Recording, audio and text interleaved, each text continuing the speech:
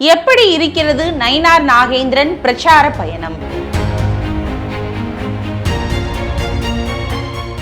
பாஜக மாநில தலைவர் நயினார் நாகேந்திரன் தமிழகம் தலை நிமிர தமிழனின் பயணம் என்ற தலைப்பில் தேர்தல் பிரச்சார சுற்றுப்பயணத்தை மதுரையில் தொடங்கியிருக்கிறார். பொதுவாக பாஜக தலைவர்கள் திராவிட கட்சிகளுடன் கூட்டணி அமைத்தாலும் திராவிட கட்சி தலைவர்களிடம் இருந்து சற்று விலகியே இருப்பார்கள்.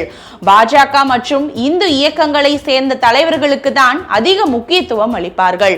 நயினார் நாகேந்திரன் அதிமுக ஆட்சியில் அமைச்சராக இருந்தவர். அதிமுகவில் இருந்து அவர் பாஜகவில் இணைந்தவர். அதிமுக பாஜக கூட்டணிக்காகவே தலைவராக இருந்த அண்ணாமலை மாற்றப்பட்டு நயினார் நாகேந்திரன் மாநில தலைவராக நியமிக்கப்பட்டார். நயினார் தலைவரானதில் இருந்து பாஜக கூட்டங்களில் அதிமுக தலைவர்களுக்கு முக்கியத்துவம் அளிக்கப்பட்டு வருகிறது.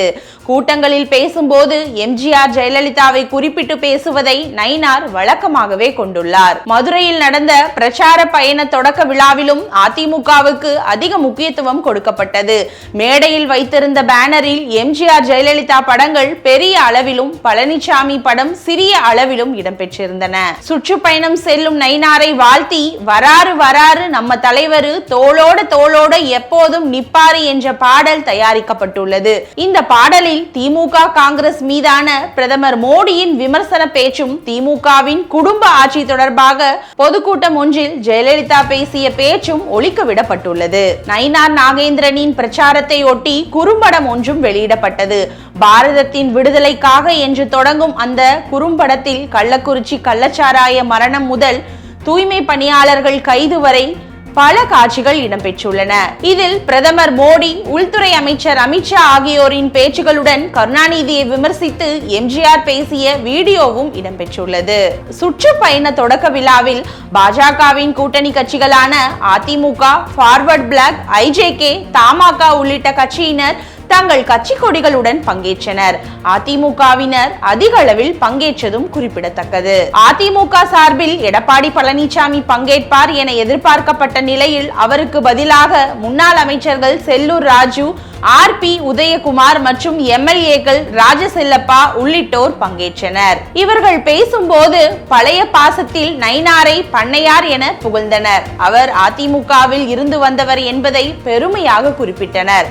குறிப்பாக உதயகுமார் பேசும்போது அதிமுக ஆட்சியில் தொழில்துறை அமைச்சராக இருந்த நயினார் நாகேந்திரன் எடுத்த நடவடிக்கையால் தான் தமிழகம் இன்று தொழில்துறையில் முன்னேறியுள்ளது என குறிப்பிட்டார். இந்த நிகழ்ச்சியில் நயினார் நாகேந்திரன் எம்ஜிஆர் பாடலை பாடினார். ஜெயலலிதாவை பற்றி புகழ்ந்தும் பேசினார்.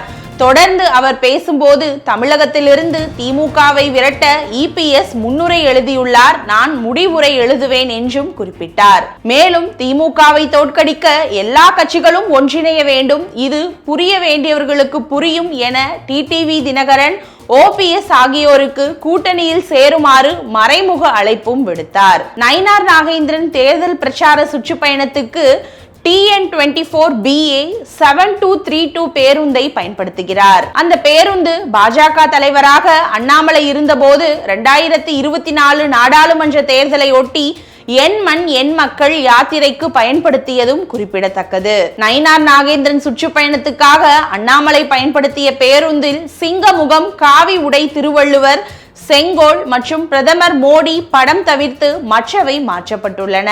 அண்ணாமலைக்கு பதில் நயினார் நாகேந்திரன் படமும் இடம்பெற்றுள்ளது. பக்கவாட்டில் தஞ்சை பெரிய கோயில், விண்வெளி ஆராய்ச்சி நிலையம், துரந்தோ ரயில், மெட்ரோ ரயில், பாம்பன் பாலம், விமான நிலையம், தேசிய நெடுஞ்சாலை, வயல்வெளி மற்றும் பெண்களின் புகைப்படங்களும் இடம்பெற்றுள்ளன.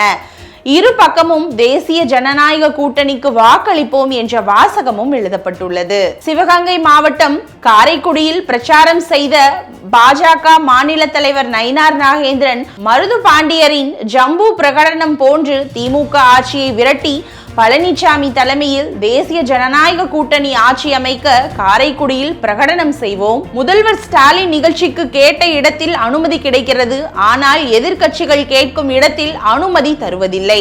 உரிய அனுமதி மறுக்கப்பட்டதால் தான் கரூரில் 41 பேர் உயிரிழந்தனர். தமிழக அரசின் விசாரணை நியாயமாக இருக்காது, அதனால் சிபிஐ விசாரணைக்கு உத்தரவிட்டு உச்சநீதிமன்றம் தமிழக அரசின் தலையில் குட்டு வைத்துள்ளது.